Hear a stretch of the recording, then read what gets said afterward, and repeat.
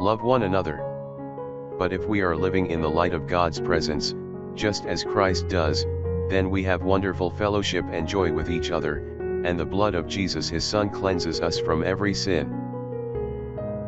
1 John chapter 1 verse 7. I received a letter from a man in Charlotte, North Carolina. He said that, until our Charlotte crusade, he was filled with hatred, bitterness, and prejudice toward people of another race. He had joined one of the extremist organizations and was on the verge of engaging in violence.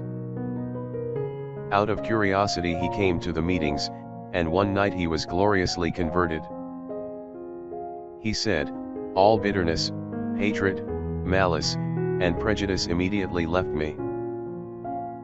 I found myself in the counseling room sitting beside a person of another race. Through my tears I gripped the hand of this man, whom a few hours before I would have detested. My racial problem has been solved. I now find that I love all men regardless of the color of their skin. Only Christ can solve the complicated racial problem that is facing the world today. Until people of all races come to accept Christ as Savior, they do not have the ability to love each other. Christ can give supernatural love, which enables you to love even those whom you otherwise could not love." Prayer for the day.